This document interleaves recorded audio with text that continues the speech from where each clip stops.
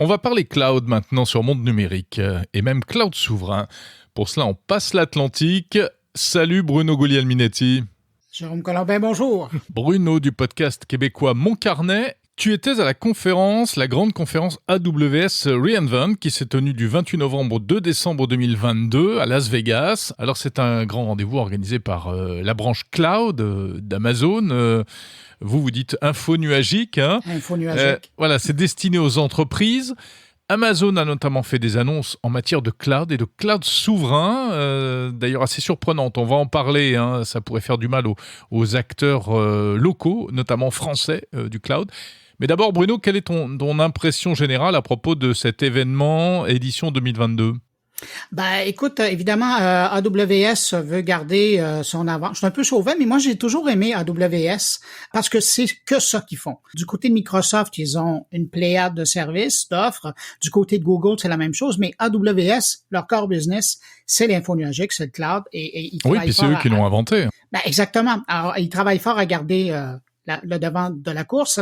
Et donc, ce que je retiens, c'est l'importance qu'ils ont accordée à l'info nuagique souverain. Ça, c'est pas banal parce que ça répond à une mouvance.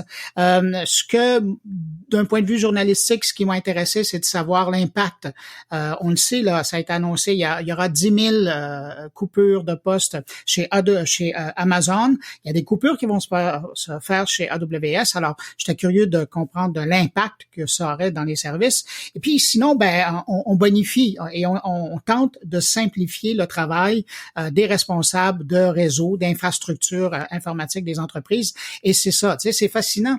Quand on va au CES, on voit des services, on voit des objets, on voit des produits. C'est très concret. Mais quand on va dans une conférence de re:Invent 2022, on est dans les concepts.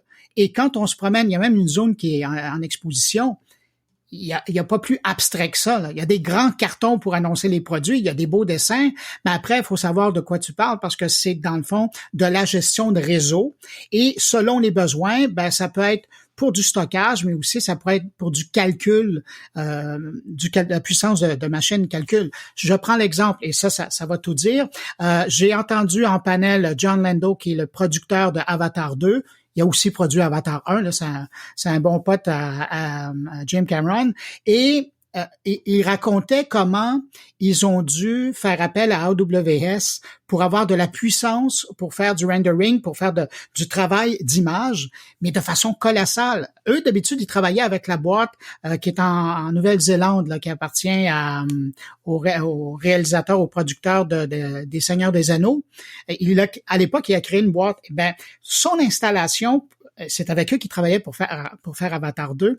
Elle n'était pas assez puissante. Alors, ils ont été obligés de prendre toute la puissance de calcul de l'Australie, de la Nouvelle-Zélande, de Singapour et un ou deux autres pays pour arriver à travailler sur les images d'un avatar. Et c'est quelque chose comme, je pense que c'est 500 opérations à la seconde pour arriver à faire vraiment un frame, là, une image. C'est une affaire de fou, mais c'est ça. Alors, AWS, c'est pas que du stockage, c'est aussi de la puissance de calcul. Exactement, et qui est utilisé, comme tu le dis, par énormément d'entreprises dans le monde, des grosses, des petites, des startups. Que feraient les startups sans AWS? Sans le cloud de manière générale. Oui. Et puis c'est tellement un bon point. La plupart des entreprises que j'ai rencontrées là-bas me racontent, évidemment, c'est des clients de AWS, mais c'est vrai avec tous les fournisseurs, comment c'est important pour eux, parce que plutôt que à une autre époque, une entreprise devait s'acheter des serveurs, les installer dans ses bureaux.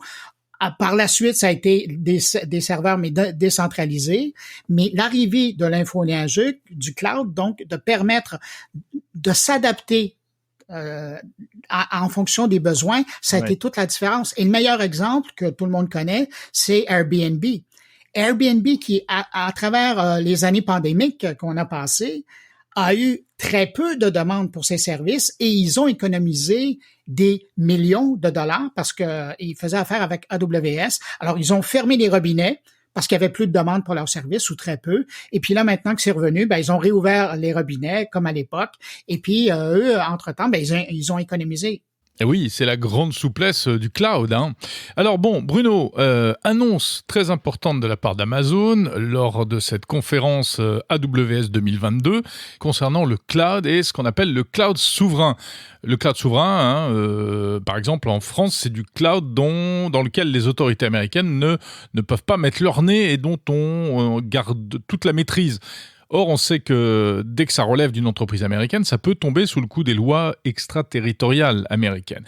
Alors, comment Amazon peut-il prétendre offrir du cloud souverain aux autres pays ?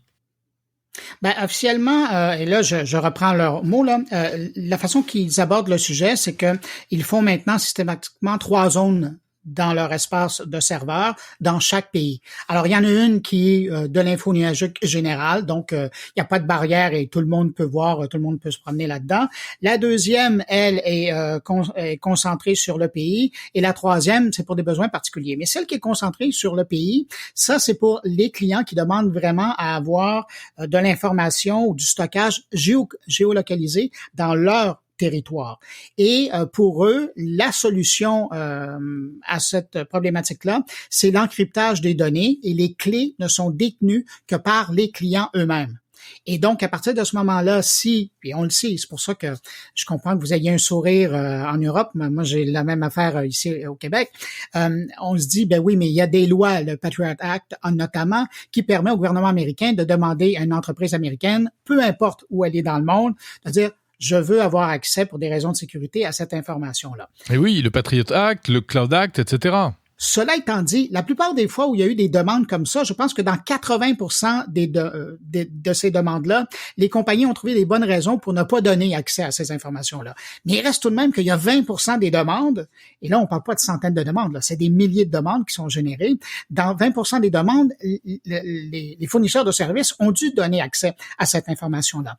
Mais dans l'approche de AWS, ils auraient beau donner accès à cette aire de stockage-là, l'encryption, ben c'est le client qui va l'avoir, donc il n'y a personne, même pas les gens de AWS, qui pourront avoir accès au contenu des données qui sont stockées sur cet espace de serveurs souverains là, dans le pays nommé. Et d'ailleurs, pour te donner un exemple, j'ai rencontré un entrepreneur d'une entreprise qui s'appelle Vosker, et eux, ce sont des caméras sans fil qui vendent à travers le monde. C'est particulièrement pour les gens qui ont de grands terrains, de grands domaines et qui veulent avoir un œil sur ce qui se passe, mais qui n'ont pas nécessairement l'Internet d'installer.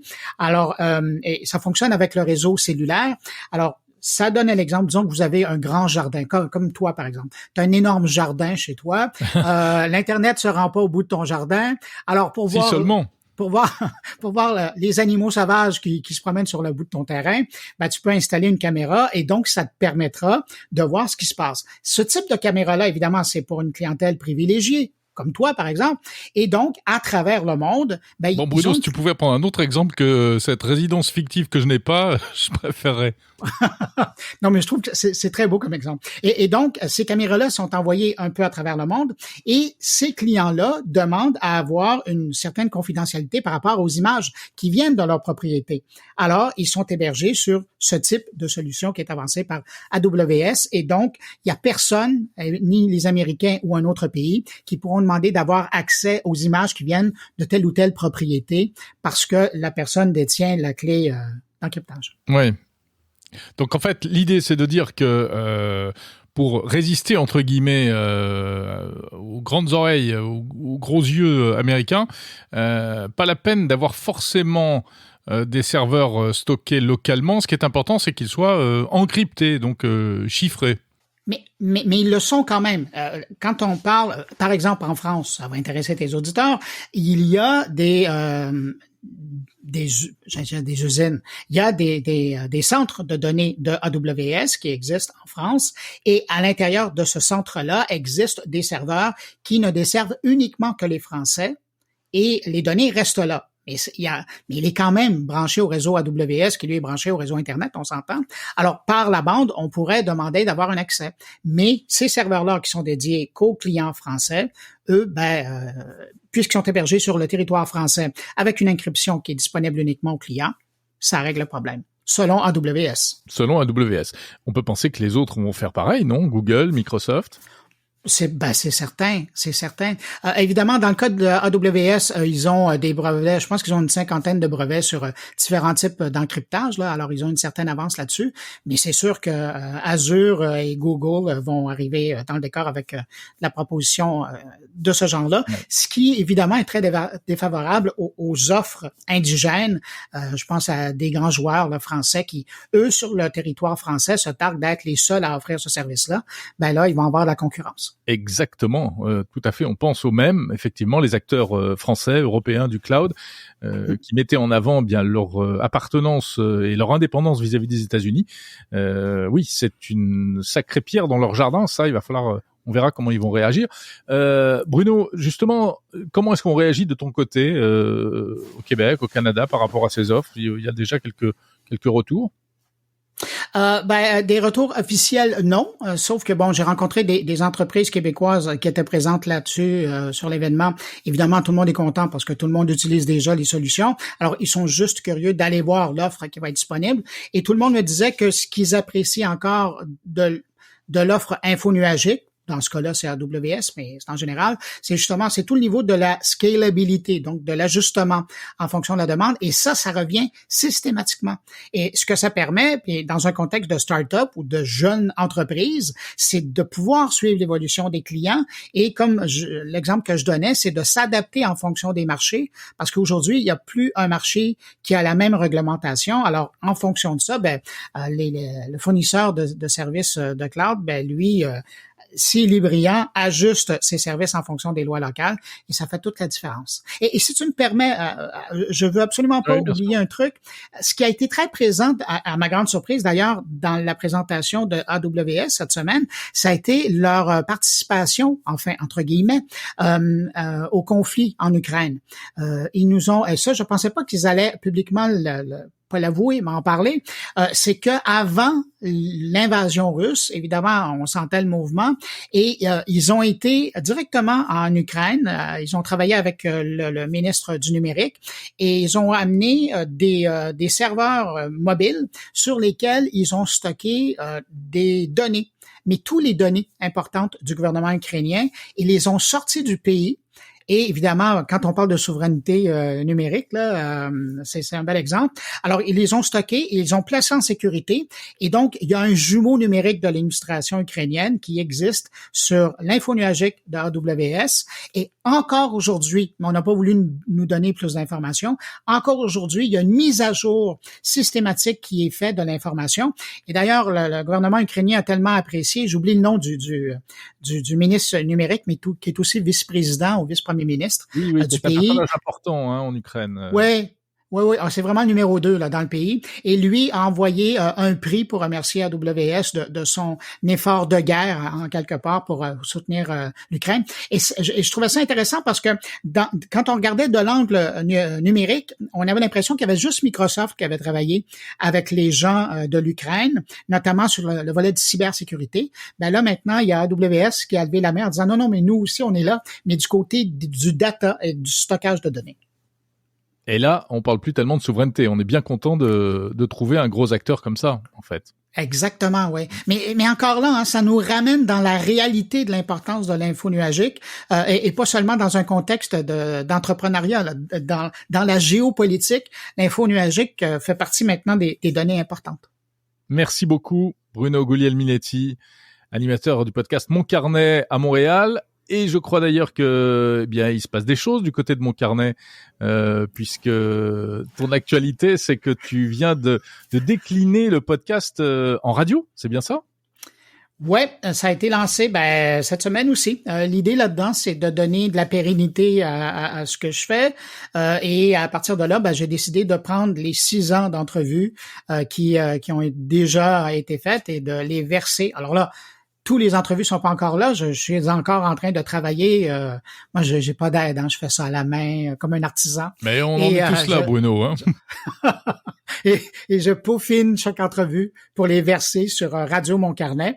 Alors, mais je trouve ça chouette parce que je regarde, j'ai lancé l'invitation dans la dernière édition de Mon Carnet, puis là, je vois des visites à tous les jours. Il y a une 50, 60 personnes qui passent, venir écouter un moment, d'autres qui vraiment restent longtemps pour écouter. Je savais que ça serait pas un succès d'écoute. Je fais pas de la concurrence aux radios traditionnelles. Ça démarre aussi. Oui, mais là, c'est intéressant de voir que ça répond à une certaine demande, puis on verra dans l'avenir. Alors, c'est ça, je dis que c'est en version bêta, ça me permet une marge d'erreur acceptable. Voilà, ouais. Radio Mon Carnet, web radio de Bruno Guglielminetti. C'est une très bonne idée, hein. Moi, ça me fait réfléchir, cette histoire-là. Écoute, tu devrais être le premier à te lancer là-dedans. Bon, je vais y penser.